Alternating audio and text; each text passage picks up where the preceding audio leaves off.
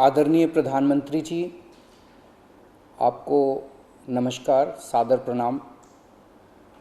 आज मैं बेहद व्यथित हूँ और मैं सीधे आपसे बात करना चाहता हूँ। अगर मुझसे कोई हिमाकत हो जाए, कोई भूल हो जाए तो मुझे माफ़ कर दीजिएगा। दिल्ली में अगले हफ्ते से घर घर राशन पहुँचाने का काम शुरू होने वाला था। मतलब अब एक गरीब आदमी को राशन की दुकान पे धक्के नहीं खाने पड़ते, बल्कि सरकार बढ़िया तरीके से अच्छे राशन पैक करके उसके घर भिजवाती। सारी तैयारी हो चुकी थी, टेंडर हो चुके थे, सारी तैयारी हो चुकी थी। बस अगले हफ्ते से ये शुरू होने वाला था। ये क्रांतिकारी कदम होने वाला था और अचानक आपने 2 दिन पहले इसको रोक दिया। क्यों सर? आपने ऐसा क्यों किया? पिछले 75 साल से इस देश की गरीब जनता राशन माफिया का शिकार होती आई है। पिछले 75 सालों से हर महीने फाइलों में जनता के नाम का राशन जारी होता है, पर उनको मिलता नहीं है। अधिकांश राशन चोरी हो जाता है। ये राशन माफिया बहुत ताकतवर है सर, बहुत ताकतवर। आज से 17 साल पहले मैंने इस माफिया के खिलाफ आवाज उठाई थी, इस माफिया को ललकारने की हिम्मत की थी। तब मैं दिल्ली की झुग्गियों में, एक एनजीओ में काम किया करता था। उन झुग्गियों में गरीबों को उनका राशन नहीं मिलता था, उनका राशन चोरी हो जाता था। तब हमने हिम्मत की गरीब लोगों को उनका राशन दिलवाने की। नतीजन हम पर 7 बार खतरनाक हमले हुए और एक बार तो इन लोगों ने हमारी एक बहन का गला काट दिया, लेकिन भगवान की दया से वो बच गई उस वक्त। तब मैंने कसम खाई थी कि इस व्यवस्था को अपने जीवन में कभी ना कभी जरूर ठीक करूंगा। तब तो दूर दूर तक सपने में भी नहीं सोचा था कि एक दिन दिल्ली का सीएम बन जाऊंगा। पर कहते हैं ना कि जब आप निस्वार्थ भाव से कोई संकल्प करते हैं तो ऊपर वाला भी अपने तरीके से आपका संकल्प पूरा करने में मदद करता है। इस ब्रह्मांड की सारी शक्तियां आपकी मदद करती हैं। इस राशन माफिया के तार बहुत ऊपर तक हैं सर। 75 साल में आज तक कोई सरकार इस माफिया को खत्म करने की हिम्मत नहीं कर पाई। दिल्ली में पहली बार एक सरकार आई है जिसने ये हिम्मत दिखाई है। अगर ये घर घर राशन व्यवस्था लागू हो जाती ना सर, ये राशन माफिया खत्म हो जाता।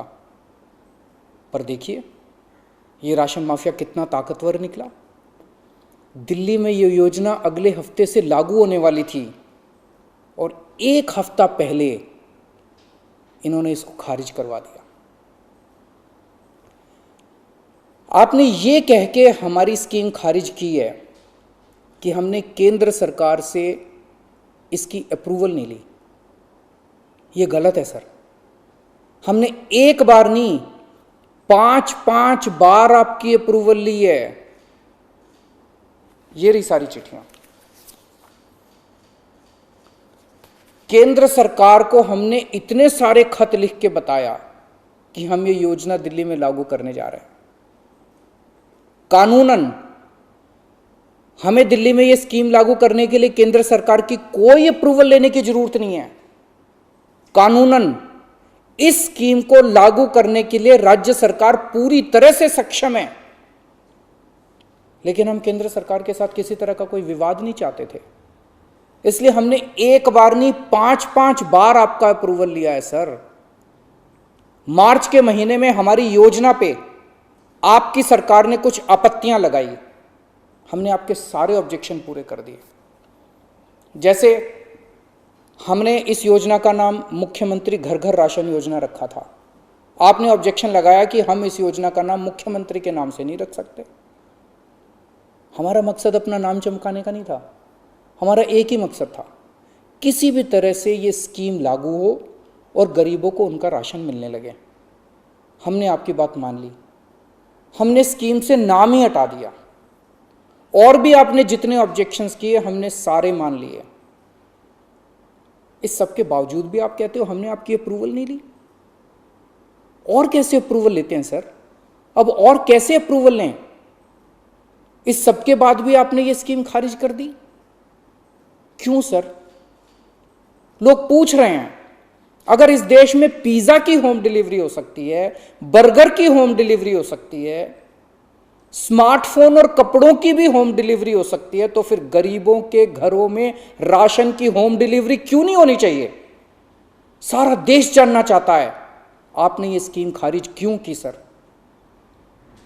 आपने ये भी लिखा है कि चूंकि राशन दुकानदारों ने दिल्ली हाई कोर्ट में इस योजना के खिलाफ केस कर रखा है, इसलिए ये स्कीम खारिज की जा रही है। इस बात पे आप स्कीम कैसे खारिज कर सकते हैं?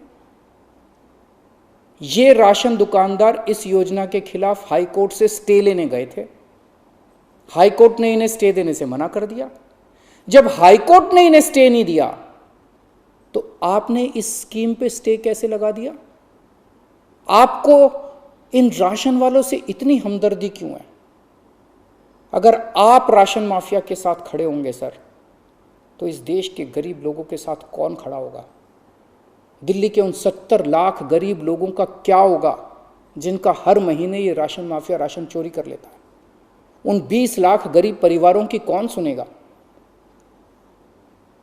और एक बात, उस हाईकोर्ट के केस में केंद्र सरकार भी पार्टी है। कोर्ट में केंद्र सरकार ने अपना जवाब दाखिल किया है। क्या कहा है कोर्ट में केंद्र सरकार ने?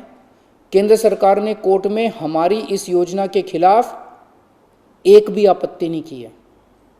जब कोर्ट में आपको हमारी योजना के खिलाफ कोई आपत्ति नहीं है, तो फिर कोर्ट के बाहर अब इस योजना को खारिज क्यों किया जा रहा है? ये कोरोना का बहुत कठिन समय है। मैं कई ऐसे लोगों को जानता हूं जो कोरोना होने के डर से राशन लेने नहीं जाते। राशन दुकान पे भीड़ लगती है, लोगों को लगता है कि अगर वो राशन लेने गए तो उन्हें कोरोना हो जाएगा। ये सब गरीब लोग हैं सर। इनमें कई लोग कोरोना काल में अपनी नौकरी खो चुके हैं, उनके घर में अब खाने को नहीं है। अगर हम उन्हें इनके घर तक राशन पहुंचाना चाहते थे तो इसमें आपको क्यों आपत्ति है? कहा जा रहा है कि तीसरी लहर बच्चों पे भारी पड़ेगी। अगर उनके माता पिता को राशन दुकान पे भीड़ की वजह से कोरोना हो गया तो उनके बच्चे भी तो फिर कोरोना ग्रसित हो जाएंगे। मुझे तो लगता है सर कि कोरोना काल में केवल दिल्ली ही नहीं बल्कि पूरे देश में घर घर राशन योजना तक या घर घर तक राशन पहुंचाने की इस योजना को लागू कर देना चाहिए। ये दुकानें सुपर स्प्रेडर हैं। राशन की दुकानों पे लगने वाली भीड़ से बचा जा सकेगा। कितने ऐसे बुजुर्ग हैं सर जो राशन की दुकान से राशन लेने नहीं जा सकते? कितनी ऐसी गर्भवती महिलाएं हैं जो राशन की दुकान से राशन नहीं ला सकती? अगर हम उनके घर राशन पहुंचाना चाहते हैं तो इसमें क्या समस्या है? केंद्र सरकार के कुछ ऑफिसर कह रहे हैं कि इस स्कीम के खारिज होने का असली कारण यह है क्योंकि ये केंद्र सरकार का राशन है। ये योजना लागू करके दिल्ली सरकार को इसका श्रेय क्यों मिलना चाहिए? सर यकीन मानिए, ये काम मैं रत्ती भर भी क्रेडिट के लिए नहीं कर रहा। मेरा सिर्फ एक ही मकसद है, किसी भी तरह गरीबों को उनका पूरा राशन मिले। आप प्लीज़ मुझे ये लागू कर लेने दीजिए। सारा क्रेडिट आपका, सारा श्रेय आपका। मैं खुद सारी दुनिया से कहूँगा खड़ा होकर कि ये योजना मोदी जी ने लागू की है। और फिर ये राशन ना आपका है ना मेरा है। ये राशन ना आम आदमी पार्टी का है ना भाजपा का है। ये राशन तो इस देश के लोगों का है और इस राशन की चोरी रोकने की जिम्मेदारी हम दोनों की है। इस वक्त देश बहुत भारी संकट से गुजर रहा है। ये वक्त एक दूसरे का हाथ पकड़ के मदद करने का है। ये वक्त एक दूसरे से झगड़ने का नहीं है। लोगों को लगने लगा है कितनी मुसीबत के समय भी केंद्र सरकार सबसे झगड़ रही है। आप ममता दीदी से झगड़ रहे हैं, झारखंड सरकार से झगड़ रहे हैं, आप लक्षद्वीप के लोगों से झगड़ रहे हैं, महाराष्ट्र सरकार से लड़ रहे हैं, दिल्ली के लोगों से लड़ रहे हैं, किसानों से लड़ रहे हैं। लोग इस बात से बहुत दुखी हैं सर कि केंद्र सरकार सबसे लड़ रही है। ऐसे देश कैसे चलेगा? आप हम सबसे क्यों लड़ रहे हैं? हम सब आपके ही हैं, हम सब भारतवासी हैं। ऐसे में हम सब आपस में लड़ेंगे तो कोरोना से कैसे जीतेंगे? हमें आपस में नहीं लड़ना, हम सबको मिलके कोरोना से लड़ना है। कल सब लोग अखबारों की ये हेडलाइन पढ़ना चाहते हैं, मोदी जी ने दिल्ली सरकार के साथ मिलके दिल्ली के हर गरीब के घर राशन पहुंचाया। ये पढ़ना चाहते हैं लोग टीवी चैनलों पे ये ब्रेकिंग न्यूज़ देखना चाहते हैं कि मोदी जी और केजरीवाल ने मिलके दिल्ली के लोगों के, गरीब लोगों के घरों तक राशन पहुंचाया। लोग ये खबर पढ़ना चाहते हैं सर, लोग ये खबर सुनना चाहते हैं। लोग ये नहीं सुनना चाहते कि केंद्र सरकार ने फिर से दिल्ली सरकार से झगड़ा कर लिया, कि केंद्र सरकार ने फिर से दिल्ली सरकार की एक और अच्छी योजना पर रोक लगा दी। मैं हाथ जोड़ के दिल्ली के 70 लाख गरीब लोगों की ओर से आपसे विनती करता हूं, सर प्लीज़ इस योजना को मत रोकिए। ये राष्ट्र हित में है, इसे होने दीजिए। आज तक राष्ट्र हित के सभी कामों में मैंने आपका साथ दिया। मैंने हमेशा कहा है कि राष्ट्र हित के किसी भी काम में राजनीति नहीं होनी चाहिए। अगर कोई विपक्षी पार्टी की सरकार भी राष्ट्र हित में कोई काम करती है, हम उसका साथ देते हैं। राष्ट्र हित के इस काम में आप भी हमारा साथ दीजिए सर। अभी तक की सरकारों ने देश के गरीब लोगों को 75 साल तक राशन की लाइन में खड़ा रखा। इन्हें और अगले 75 साल राशन की लाइनों में खड़ा मत कीजिए सर, नहीं तो ये लोग मुझे और आपको कभी माफ़ नहीं करेंगे।